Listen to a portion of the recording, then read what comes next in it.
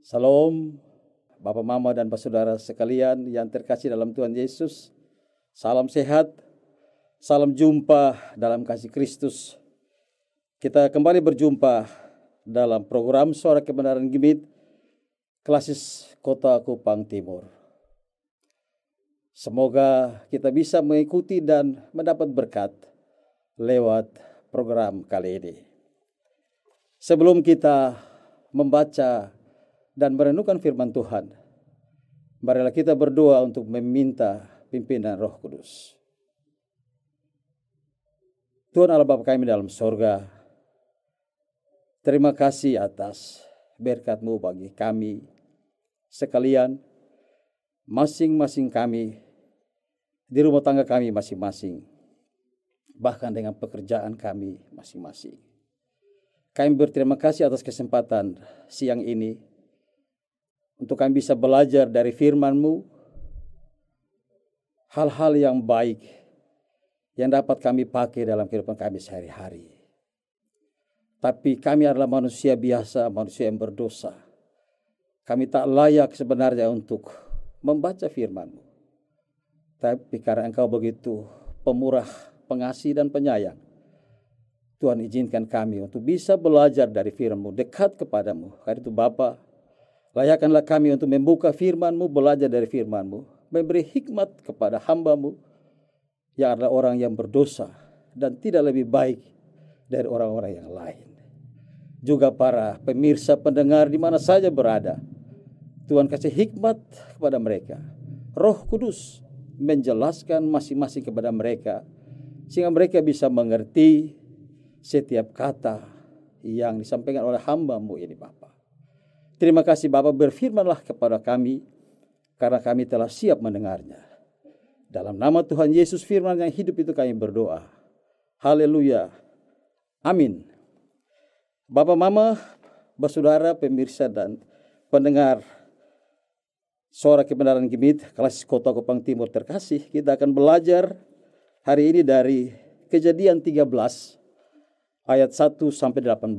Sekali lagi, Kejadian 13 ayat 1 sampai 18.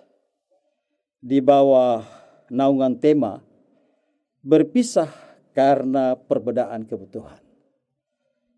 Sekali lagi bagi Bapak, Mama, Saudara yang sedang membuka Alkitab, mari kita buka dari Kejadian 13 ayat 1 sampai 18. Kita akan belajar dari dua figur, yaitu Abraham dan Lot, di bawah naungan tema berpisah karena perbedaan kebutuhan. Bapak, Mama, dan Saudara terkasih, kebutuhan adalah segala sesuatu yang dibutuhkan manusia agar ia bisa mempertahankan hidupnya secara alamiah melalui upaya pencapaian kesejahteraan hidupnya. Tentunya kebutuhan itu juga banyak. Kita bisa bedakan sesuai dengan tingkat kepentingan, apa itu prioritas, primer, sekunder, atau tersier, atau dari segi waktu harus segera dipenuhi atau bisa ditunda. Dari segi sifatnya, apakah sifatnya itu memaksa atau sekali lagi tidak terlalu mendesak untuk kita wujudkan, ataupun subjeknya. Dapat berupa barang, jasa, atau sesuatu yang berwujud bahkan yang tidak berwujud. Seperti rasa damai, sukacita, kebahagiaan itu tidak bisa diukur. Kalau kesejahteraan kita bisa ukur, makanya ada keluarga sejahtera, prasejahtera. Kalau kedamaian tidak bisa kita ukur. Setiap manusia tentunya memiliki kebutuhan yang berbeda-beda dan dipengaruhi oleh keadaan alam, bahkan juga agama, adat, dan peradaban. Keempat hal ini yang membedakan orang dalam upaya memenuhi kebutuhannya. Nah, tetapi sifat dari sebuah kebutuhan itu sayangnya itu tidak terbatas. Dia selalu meningkat dan selalu berubah. Tidak stagnan. Ya, orang bilang tidak pernah merasa puas, satisfy. Orang tidak pernah merasa puas, selalu berubah-ubah. Itu karena kebutuhan. Salah satu teori yang paling terkenal tentang kebutuhan itu disampaikan oleh Abraham Maslow, yang dia susun dalam bentuk diagram piramida kebutuhan Maslow. Dari level bawah, lapis bawah yang besar, lalu dia meningkat sampai di puncak. Dimulai dari kebutuhan fisiologis, makan, minum, tidur, pakaian, itu kebutuhan yang paling dasar. Sehingga kalau ini kebutuhan tidak terpenuhi, manusia itu sering bereaksi negatif. Sering marah, karena sekali lagi ini adalah kebutuhan fisiologis, itu kebutuhan yang paling mendasar. Ada juga kebutuhan rasa aman, keamanan, keteraturan, stabilitas. Kalau kita lihat banyak rumah juga yang memakai pagar, dikunci, menggunakan security, sebenarnya itu bagian daripada kebutuhan kedua atau rasa aman daripada manusia. Yang ketiga, kebutuhan sosial. Orang tidak bisa hidup sendiri. Kita teringat teori John Politikon bahwa manusia itu adalah makhluk sosial. Dia tidak bisa hidup sendiri tanpa orang lain, sehebat apapun manusia itu. Kita belajar Tarzan, dia tidak hidup dengan manusia lain, tapi dia butuh makhluk hidup lain yang bukan manusia supaya dia bisa bertahan hidup. Itulah manusia, keterbatasan manusia. Yang berikut penghargaan. Ini level sumber yang makin tinggi, di mana di sini dibutuhkan suatu pencapaian, status, tanggung jawab, prestise. Di situ orang mulai memiliki. Dan yang paling terakhir itu adalah aktualisasi diri. Orang-orang yang berada di level ini adalah orang-orang yang sudah tidak lagi memikirkan makanan, minuman, jasmani, tidak lagi. Yang mereka cari adalah nama besar, yang mereka cari reputasi, yang mereka cari adalah bagaimana mereka dipuji, mereka menjadi orang yang tercatat sepanjang sejarah. Nah, kebutuhan-kebutuhan dasar secara teoritis itu disampaikan bahwa orang hanya bisa berpindah kebutuhannya kalau yang di bawahnya sudah terpenuhi. Itu secara teori yang Maslow katakan. Nah, jika pada tiga tertinggi tetapi kebutuhan dasar tidak terpuaskan, maka orang akan turun kembali lagi ke level tertentu untuk memenuhi kebutuhannya. Itu yang membuat kebutuhan manusia itu selalu dinamis. Dia tidak bisa statis. Dan dia dipicu oleh dua kekuatan. Sebenarnya teori dasar Maslow adalah teori motivasi. Yang pertama dikatakan motivasi kekurangan atau deficiency motivation. Apa itu motivasi kekurangan? Bertujuan untuk mengatasi masalah ketegangan manusia sebab berbagai kekurangan. Jadi karena manusia memiliki kekurangan, akibatnya dia punya motivasi untuk memenuhi kekurangannya itu. Itulah yang membuat manusia selalu berusaha, manusia selalu dinamis, selalu bekerja keras. Yang kedua, kalau kita belajar lagi tentang motivasi perkembangan, itu didasarkan agar kemampuan setiap orang. Nah, setiap kita, sekolah tidak sekolah, pintar tidak pintar, kaya atau miskin, apapun status kita, kapasitas ini kita miliki, motivasi perkembangan ini kita miliki, sehingga kita lihat semua orang juga berusaha untuk meningkat dari status kehidupan yang di bawah boleh kita sebut, untuk dia meningkat ke atas. Bukan saja secara jasmani, tapi rohaniah. Orang ingin menjadi lebih rohani dari yang sebelumnya mungkin tidak rohani atau kurang rohani. Orang juga ingin menjadi lebih rohani. Nah, mari kita kembali ke bacaan firman Tuhan kita. Kali ini yang terambil dari Kejadian 13 ayat 1-14 dengan perikop Abraham dan Lot berpisah. Berbagai sudut pandang atau aspek dapat kita kemukakan untuk meninjau peristiwa ini.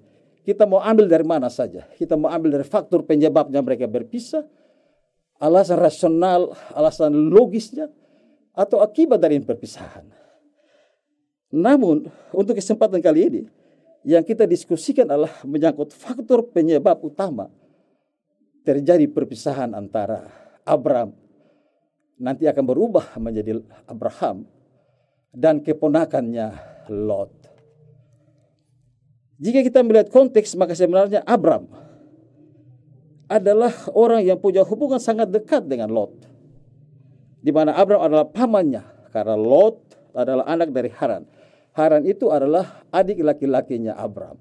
Abraham punya dua orang adik laki-laki, satu namanya Nahor, lalu satu namanya Haran. Nah, Haran ini yang punya anak namanya Lot. Karena Haran meninggal, maka Lot lah yang memelihara. Maka Abraham lah yang memelihara Lot sebagai ponakannya. Itu kita bisa lihat di Kejadian 11 ayat 27. Kalau Bapak Mama Saudara pegang Alkitab, bisa kita lihat bahwa mereka dua adalah hubungan sangat dekat secara kekeluargaan pada Kejadian 11 ayat 27. Bahkan Bapak Mama terkasih, Tatkala Abram sebagai bagian dari proses pemanggilan, kita ingat bahwa Abram diproses pemanggilan bersama dia punya bapaknya Tera, mulai dari Ur Kasdim ke Haran, lalu ke Betel, dan selanjutnya ke tempat-tempat yang lain. Maka di Haran Mesopotamia, ia juga membawa serta Sare dan Lot ponakannya ini.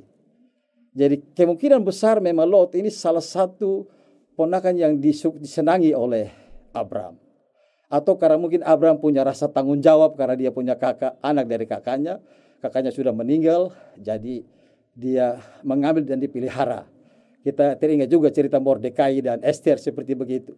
Dan saya rasa kehidupan sehari-hari kita juga begitu. Kalau kita pun saudara laki-laki atau saudara perempuan punya anak dan saudara kita meninggal, biasanya kita angkat mereka, kita pelihara mereka, kita menganggap mereka sebagai anak kita sendiri. Jadi dapat dikatakan bahwa Abram memang mencintai keponakannya ini.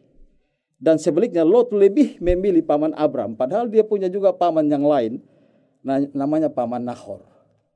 Jadi ini konteks yang menjelaskan kita bahwa mereka dua itu punya hubungan yang sangat dekat. Namun kenapa mereka berpisah? Itu.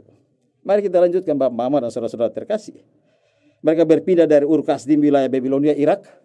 Sebenarnya kalau cerita Alkitab itu banyak cerita tentang Irak, karena baik Haran Mesopotamia, Ur Kasdim, Babilonia itu semuanya berada di negara Irak saat ini gitu. Oke, dari Haran lalu Abram dan keluarga besarnya menuju ke Betel dan tanah Negeb. Kemudian ke Mesir. Jadi ini proses perjalanan Abram. Tatkala di Betel dan Negeb itu terjadi kelaparan yang hebat, maka dia pergi ke Mesir. Lalu kita dengar cerita juga bahwa Sare juga mau diambil oleh Raja Mesir dan segala macam, tapi kita tidak fokus itu sekarang. Kita mau fokus kepada perjalanan Abram. Ketika mereka kembali dari Mesir menuju tanah Kanaan dan tinggal bersama di tanah Negeb antara Betel dan Ai, kita teringat juga ini cerita Yosua waktu sehabis mereka perang untuk merebut Jericho, mereka ke Ai antara Betel dan Ai. Jadi kira-kira lah di situ juga Abram tinggal. Abram dan juga Lot telah sangat kaya. Alkitab bilang begitu. Kejadian 13 ayat 2 dan 5 mengatakan bahwa mereka sangat kaya, banyak ternak, perak dan emasnya. Jadi sekali lagi setelah mereka mengalami kelaparan dan mereka Mesir dan mereka balik, mereka telah menjadi orang yang kaya. Nah, tetapi justru di saat seperti inilah relasi mesra dan intim antara paman dan keponakannya sebelumnya saling mengasihi, saling mencintai dan saling percaya mulai mendapat ujian. Justru di saat mereka mulai menggapai kesuksesan, konflik kepentingan pun tidak terhindarkan. Kita bisa baca dari Kejadian 13 ayat 6 dan 7. Para penggembala masing-masing itu saling berebut rumput, saling berebut air. Konflik karena hewan ini juga berdampak ke konflik di antara paman dan keponakannya. Terjadi saling berebut wilayah padang savana dengan rumput yang hijau dan banyak sebagai pakan atau makanan ternak masing-masing. Dan pasti sulit ada yang mau mengalah, karena masing-masing adalah orang yang kaya dan terpana di komunitasnya. Mungkin kalau mereka dua masih miskin, atau khususnya Lot masih miskin, mungkin bisa mengalah. Kehidupan sosial kita juga bilang begitu. Kalau orang itu mulai kaya, terpandang, terhormat, biasanya gengsinya mulai naik. Dan tidak mudah dia lagi untuk mengalah. Ini kita belajar juga dari Abram dan Lot. Minimal di penjaga dari kedua orang ini. Mereka mulai masing-masing membela tuannya secara habis-habisan. Bapak Ibu dan saudara-saudara terkasih, di saat ketegangan semakin memuncak, muncullah kearifan dan sifat kebapaan Abram yang juga disebut sebagai Abraham, bapa segala bangsa, atau Ibrahim, orang Muslim menyebut Ibrahim, bapa segala orang beriman. Dia memilih agar berpisah secara baik-baik daripada berkonflik dan saling menghancurkan. Kejadian 13 ayat 8. Abram tidak mau, karena mereka juga berkeluarga, berhubungan dekat keluarga, dan Abram tidak mau. Orang yang punya jiwa besar ini tidak mau untuk berpisah secara konflik. Bahkan Mesias Abraham atau Abram lebih tua, namun dia mempersilakan Lot untuk lebih dulu memilih yang terbaik menurutnya. Tidak banyak orang tua seperti Abraham. Banyak orang tua dia ambil yang terbaik duluan baru dia kasih yang lebih muda. Tapi Abraham lain. Lot memilih seluruh lembah Yordan yang banyak airnya lalu tinggal di dekat Sodom. Kalau omong Sodom, kita tidak lupa kota Gomora yang kelak dihancurkan oleh Allah bersama kota Gomora akibat perbuatan jahat mereka. Jadi Lot yang melihat lembah Yordan yang penuh air, rumput yang hijau itu, tapi di balik itu ada banyak kejahatan di sana. Sehingga mengapa akhirnya mereka berpisah? Kita kembali melihat kebutuhan manusia yang dipaparkan sebelumnya. Tampaknya Bapak Mama dan saudara sekalian, Abraham dan Lot telah mencapai strata atau tingkat keempat dari piramida kebutuhan Maslow, yaitu penghargaan. Mereka sudah di tingkat itu, bicara tentang bagaimana ingin dihargai, dihormati dan segala macam. Di mana setelah kebutuhan dicintai dan dimiliki tercukupi, selanjutnya manusia akan bebas untuk mengejar kebutuhan egonya. Di sini. Egonya mulai muncul atas keinginan untuk berprestasi dan memiliki prestise. Ya, orang-orang yang berada di strata keempat ini, yang membutuhkan atau disebut penghargaan itu, mulai diganggu oleh prestise, gengsi, harga diri. Muncul pula kebutuhan akan status ketenaran, kemuliaan, butuh diakui, butuh diperhatikan, reputasi, apresiasi, martabat, bahkan dominasi. Ya, orang-orang yang berada di strata ini selalu ingin mendominasi, menguasai orang lain.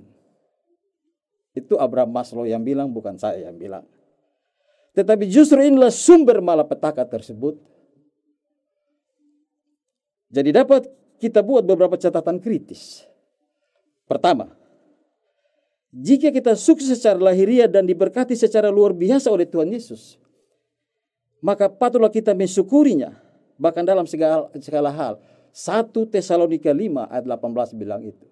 Bersukacitalah dalam segala hal, baik senang maupun susah. Apalagi senang.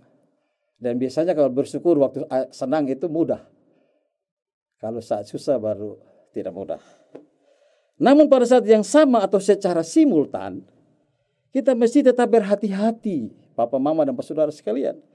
Karena di balik kesuksesan tersebut, sesungguhnya ada ancaman terselubung yang tidak bisa kita prediksi atau menduga sebelumnya. Tatkala Abraham dan Lot saat masih sama-sama miskin, atau kita pakai alias kere, mereka mungkin saling menolong, saling menopang, dan saling mengasihi secara tulus. Tapi setelah kehidupan mulai berubah menjadi lebih baik, tepatnya saat Lot menjadi kaya, dia mulai merasa hebat, merasa arogan. Sehingga spirit dominasi dan egonya semakin kuat. Sifat hedonisme dan ketamakannya pun mulai tumbuh subur. Itu kata Alkitab. Tidak perlu siapa yang mau menghalangi. Paman sekalipun aku libas. Kira-kira begitu mungkin pikiran Lot. Sedih memang mendengarnya, Bapak, Mama, dan saudara sekalian. Catatan kritis kedua. Jangan mudah silau dengan sesuatu yang indah secara kasat mata. Karena bisa saja justru akan menipu dan membahayakan. Bahkan menghancurkan masa depan kita sendiri. Kita manusia sering melihat orang dari penampilannya.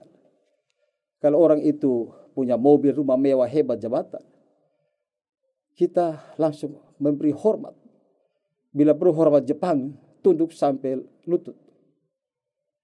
Tapi sebaliknya, kalau penampilannya kurang meyakinkan, biasa kita underestimated. Bapak, Mama, dan saudara sekalian. Saya yakin Bapak, Mama, dan saudara sekalian yang mendengar atau menonton ini tidak seperti itu. Tapi banyak orang yang seperti itu. Contohnya Lot. Dia hanya melihat keindahan dan kemakmuran lembah Yordan, lalu memilih sebagai tempat tinggalnya yang dekat Sodom, yang kemudian dihancurkan Allah dengan hujan belerang, yang kita bisa baca Kejadian 19 ayat 1 sampai 29. Lot tidak mampu melihat di balik itu Sodom ada sesuatu yang membahayakan dia punya diri. Yang penting tampak indah. Dan yang penting hidup saya enak dan senang. Secara visual kita pilih. Kita tidak mampu melihat sesuatu yang sebenarnya siap menghancurkan kita. Kalau kita ingat kejadian tanggal 4 April 2021. Tatkala siklon tropis Seroja menghancurkan kita. Datang dan memporak-poranda semua kita di sini. Bahkan kalau kita lihat sekarang masih ada banyak bahan diakonia di Sekretariat Kantor Klasis Kota Kupang Timur ini untuk dibantu. Barang-barang yang masih layak dipakai untuk membantu sesama. Jumat sudah mulai hujan. Selama Sabtu tanggal 3 itu hujan. Tapi tidak ada satupun kita yang bisa menduga bahwa akan datang sesuatu yang sangat berbahaya. Mengapa? Karena kemampuan memprediksi, intuisi manusia itu terbatas. Manusia itu bukan Tuhan Allah. Dia tidak bisa melihat semua hal secara kasat mata, secara tangible, secara clear. Tidak bisa, secara jelas. Manusia terbatas. Bahkan seorang Lot sekalipun, dia juga terbatas untuk melihat sesuatu. Kadang kita juga BTT ya, beda-beda tipis dengan Lot. Kita sering silau oleh penampilan wah seseorang yang saya bilang tadi. Dan sebenarnya menganggap enteng tampak visual orang lain. Padahal banyak kesaksian hidup. Yesus itu selalu datang sebagai orang miskin, compang-camping dan menolong orang lain. Dan bukan itu saja, memang dia datang. Ramalan Yesaya bilang begitu. Dia datang sebagai domba, seperti domba yang dibawa ke penjagalan, dia diam. Melihat mukanya saja kita tidak mau. Itulah tampak Yesus. Tapi sebenarnya dialah satu-satunya juru selamat kita. Tuhan kita yang menyelamatkan kita. Tapi kita melihat para murid juga lari karena kok katanya juru selamat, tapi kok bisa dikalahkan oleh orang Romawi. Inilah sifat ambivalensi atau mendua hati manusia. Karakter kita seringkali disesuaikan dengan sikon yang ada. Bahkan kita bisa secara ekstrim karakter kita melihat atau menilai sesuatu secara ekstrim di waktu yang sangat berdekatan. Pagi kita senyum, siang sedikit sudah marah-marah. Sore kita ketawa kembali dan malam mau tidur kita muka asam. Hanya dalam satu hari karakter kita berubah-ubah. Itu yang saya sebut dengan sifat ambivalensi manusia. Selalu mendua, men-3, men-4, men-5 dan mungkin men-100. Itulah karakter manusia. Sehingga disebutkan bahwa dunia ini panggung sandiwara sebenarnya. Dan kitalah aktor dan aktris terbaiknya. Kita juga bermain sandiwara di hidup ini. Moga-moga tidak bersandiwara di gereja kita. Tapi di kehidupan sosial kemasyarakatan banyak kita bersandiwara. Banyak kita punya sifat yang ambivalen. Sifat yang tidak bisa kita pegang. Orang tidak bisa pegang kita karena kita selalu berubah-ubah. Itu karena Lot sudah kasih contoh mungkin ya. Amat jauh berbeda dengan Allah. Allah konsisten. Taat asas. Kalau kita baca di 1 Samuel 16 ayat 7. Di situ terlihat bahwa manusia melihat apa di depan mata tetapi Tuhan melihat hati. Tatkala seorang Isai sekalipun meragukan anaknya yang bungsu yang namanya Daud untuk diurapi menjadi raja oleh Nabi Samuel. Bapa kandung saja bisa meragukan. Ini menceritakan bahwa bapa kandung sekalipun belum tentu bisa kenal benar dia punya anak semua punya karakter. Terutama dia tidak akan pernah bisa tahu masa depan daripada anak-anaknya. Tidak akan pernah bisa tahu. Only God know. Hanya Tuhan yang tahu. Tidak ada orang bisa tahu. Cerita atau ayat 1 Samuel 16 ayat 7 jelas bilang begitu. Isai sangat underestimated. Sangat menganggap remeh anaknya sekalipun. Karena dia bilang dia ada di padang menjaga domba. Samuel bilang tidak, datang sini. Datang, kalau dia tidak ada kita belum bisa makan ini persembahan. Begitu Eliab anak sulung tentara Israel yang gagah dan Samuel saja berpikir, ini Samuel. Ini emang kali dia. Tapi Tuhan bilang, manusia lihat rupa kalau saya melihat hati. Jadi seorang nabi besar seperti Samuel saja juga tidak bisa melihat semua sampai kedalaman hati kita. Hanya Tuhan yang bisa itu. Bapak, Ibu, dan Bapak dan saudara terkasih. Yang ketiga, ketulusan hati dan jiwa besar Abram. Itu hal ketiga yang kita bisa belajar. Pada saat ketika malaikat sedang menuju ke kota Sodom dan Gomora tentunya, untuk dihancurkan atas perintah Allah, tanpa mengingat-ingat sikap dan perbuatan keponakan yang tidak tahu berterima kasih. Dalam hal ini maksudnya Lot. Harusnya kan dia suruh dia punya paman yang duluan pilih kan, karena saya ponakan. Tapi ya dasar anak muda, atau mungkin karena Lot itu sudah mulai ada sifat tamaknya, egonya, maka dia duluan memilih. Abram tidak mengingat sikap itu. Abram tidak hitung-hitung.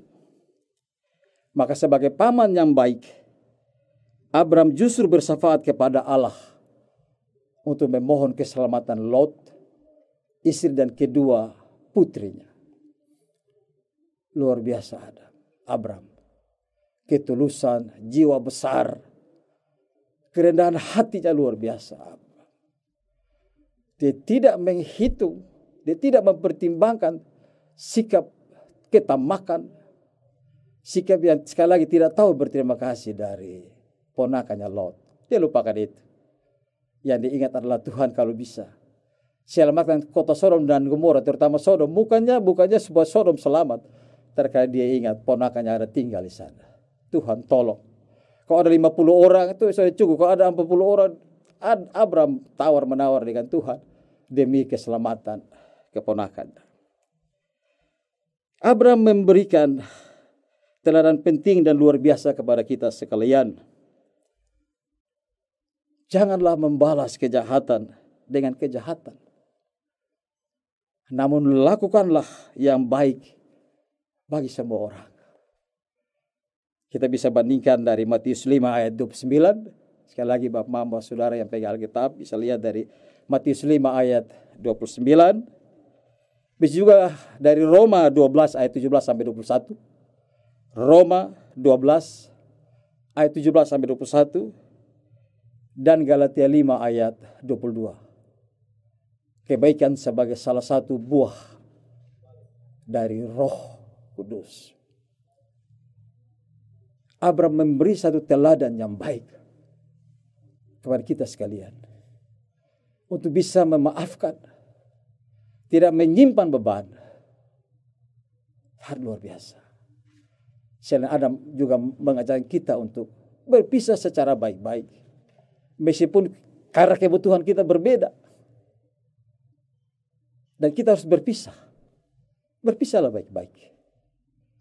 Jangan sudah konflik baru kita berpisah. Karena nanti luka itu butuh waktu lama, bahkan nyaris sulit untuk disembuhkan. Kalau terlalu lama konflik itu terjadi. Jadi di sini sekali lagi kita belajar dari dua figur. Dan Abram yang kemudian nanti dipanggil sebagai Abraham, diubah namanya sebagai Abraham oleh Tuhan Allah. Memberi teladan yang baik buat kita sekalian. Tuhan Yesus menolong dan memberkati kita semua. Amin. Bapak Mama terkasih, mari kita berdoa. Tuhan Allah Bapa kami dalam sorga, kami bersyukur karena hari yang indah, waktu yang indah, Kota Kupang yang cerah.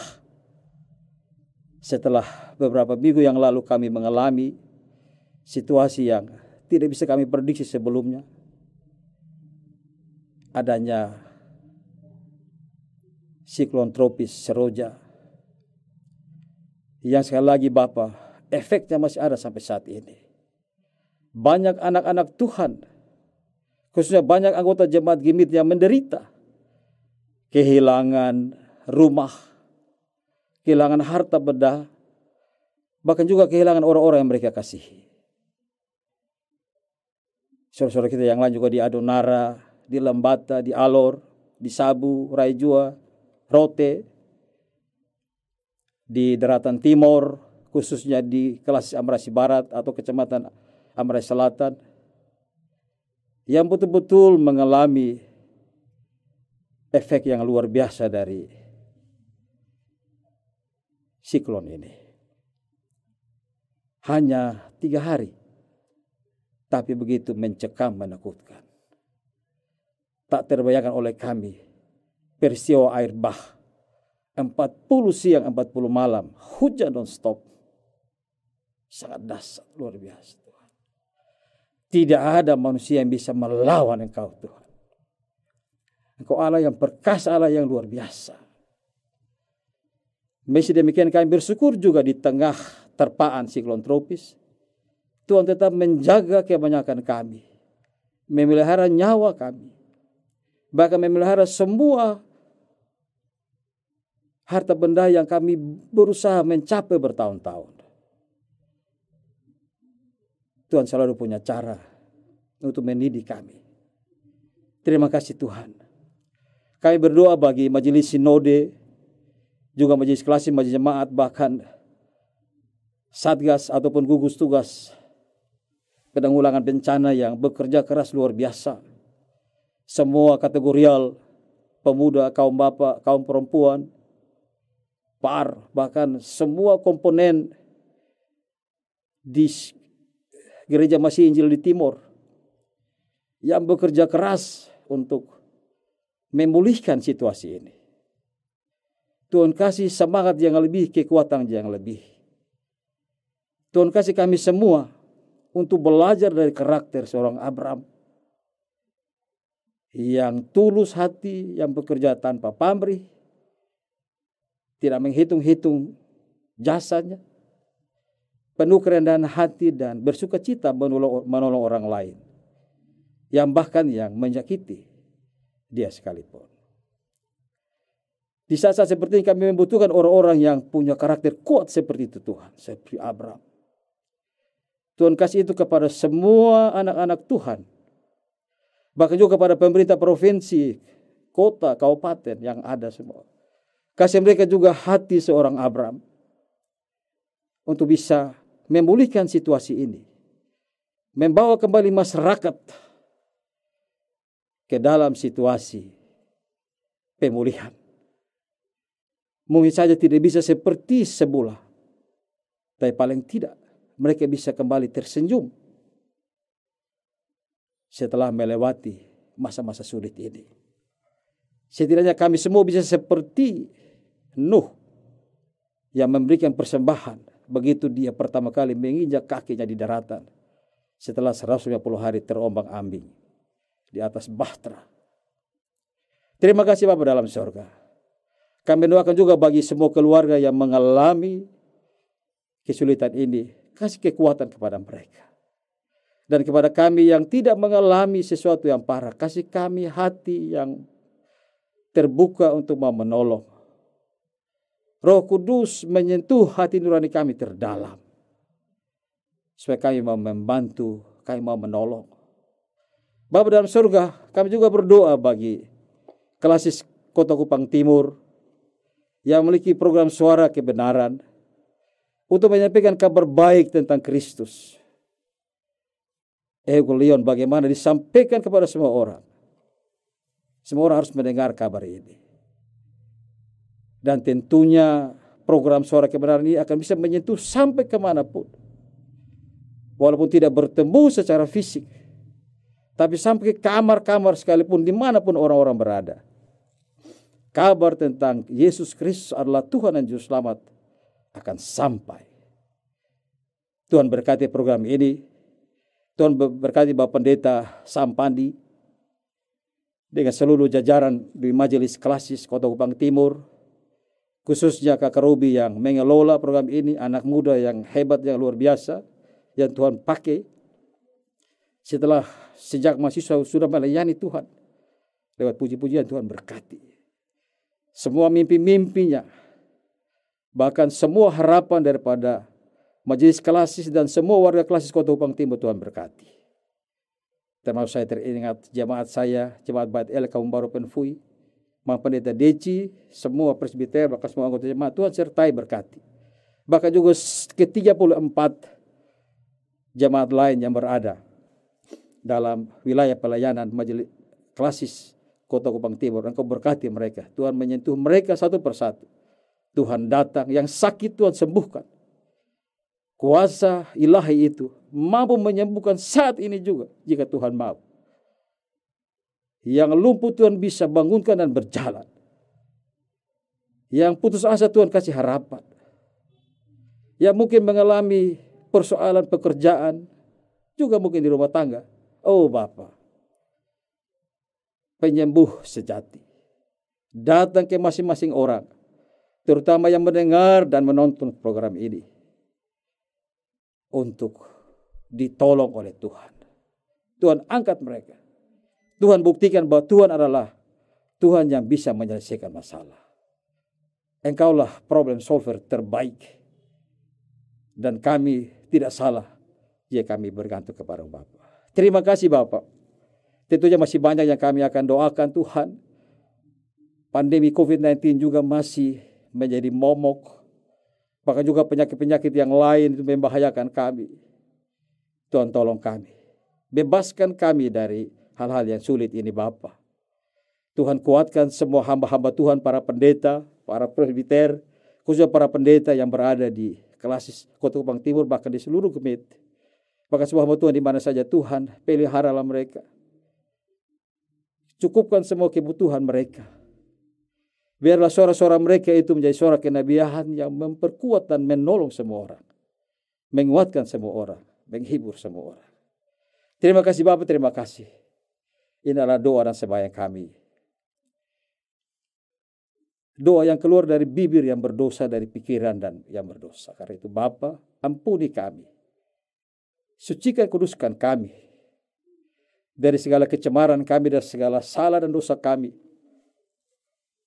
Melalui pikiran, perkataan, perbuatan kami. Yang telah kami buat menyakiti hati istri kami, suami kami, anak-anak kami, orang tua kami. Sesama kami terutama Bapa, menyakiti hati kudus-Mu.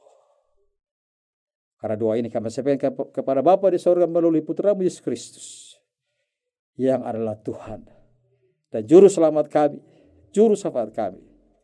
Tuhan yang sangat menyayangi kami. Haleluya.